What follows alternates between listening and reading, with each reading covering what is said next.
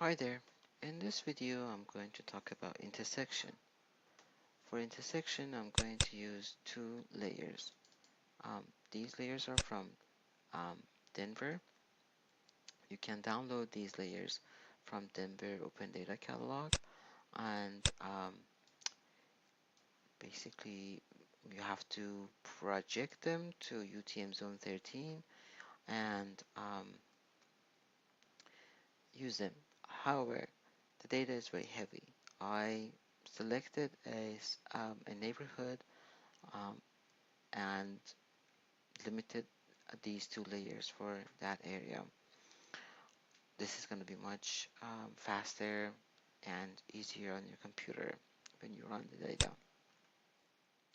Okay, what is the data? The data is we have the um, tree canopy in a vector format that shows the canopy cover. These canopy covers are connected. We call them tree patches because the crowns are high. The tree crowns are connected, and we have also the parcel data. As you can see, the parcel data is the ownership lots, and um, some of these trees are covering part of the parcel. The final goal is to calculate how much of what the what percentage of the lot is covered by tree cover. But for that, first we need to run the intersect. In order to run the intersect tool, uh, here in your processing toolbox, you want to search for intersection, and then we are intersecting tree canopy with the parcels. Whatever layer you choose first, the attributes of that layer are gonna come um, at the beginning of the table. In this case, I'm going to choose parcel actually, and then trees. And if you look into the attributes of these two layers, you can see that we don't have much for tree canopy, but we have good data um, for parcels. Another thing that we might want to run before our parcels is creating a unique ID.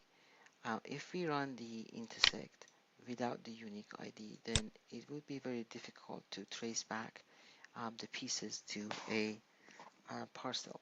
For that, I'm going to create a new field. Um, Open field calculator. We are creating a new field. I'm giving the field name PCL for parcel and ID. That's a whole number because we want to um, create 0 to 1 here. One function that we want to use is row number. So we are going to use row number here, and this will calculate the row values from 1 to whatever number of features that we have. And we want to make sure that there is no selection. Row number is um, here in our field calculator, and I'm going to calculate a new field named parcel ID. And the parcel ID is here starting from 1 and goes all the way to 3000 because that's how many parcels we have in this data set. Now I'm ready to run the intersection. Parcels come first and then tree canopy later. There are some options here that you could fix. For example, put a prefix for the field names of the overlay fields, but because in shapefile we have limitation of number of characters for field names, we are already limited. So I'm not going to use that. I'm going to say open the output table after that, and I'm going to run the tool. Okay, the task is completed, and I'm going to open um, oh, this is an intersect. I did some I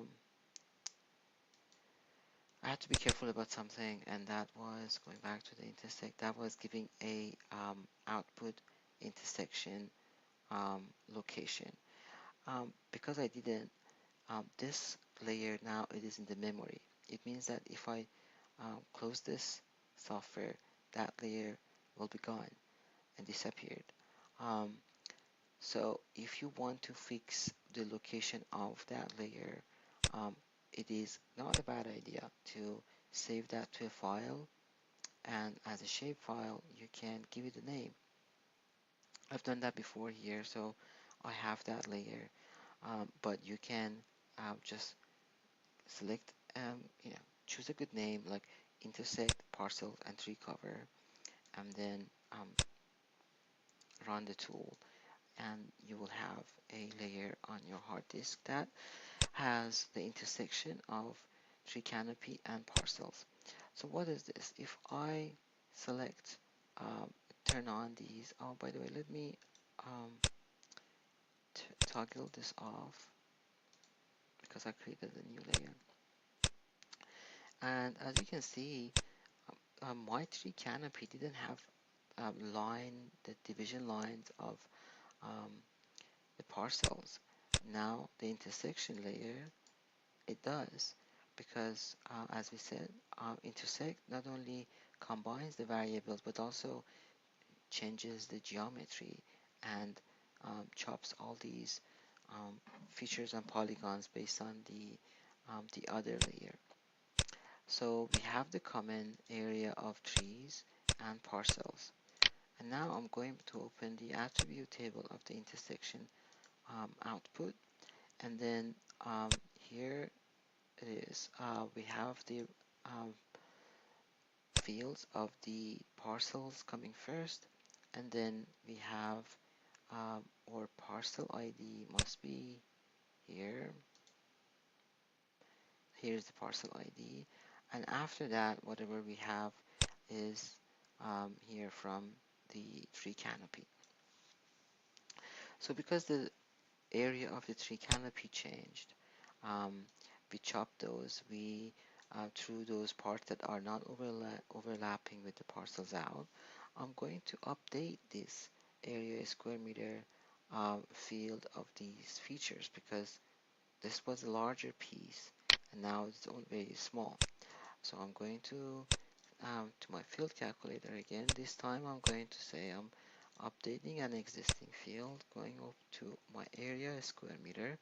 I know that the unit of this layer meters. So when I am generating geometry area, the unit of this field going to be um, square meters, and I'm going to run. Okay, this is updated now, and so let's just do some analysis here to see what we have. We have parcel number 3 that is, I'm going to select parcel number 3, these, and then I'm going to zoom to um, selected features. Um, let's dock this attribute table down here. Here it is. So these are, or I'm going to turn on the parcel. So this was parcel number 3. And then when we see the attributes um, of the intersection tool, um, we can see that um, we have 4 pieces here. That's one piece, the tiny piece over there, the second, third, and fourth. I'm going to toggle my intersection layer, the editing toggle off. Okay, and you can see that we have have four polygons that their parcel ID is 3, and I have different areas for each of those. This one is very tiny because just that's an edge, very tiny area, a fraction of meter, and the other three are actually significant. If I want to calculate the area, then I have to use this parcel ID for aggregating these values. But that comes in the second video. For now, this is the result of the um, intersection, and I'm going to, um, in the second video, I'm going to explain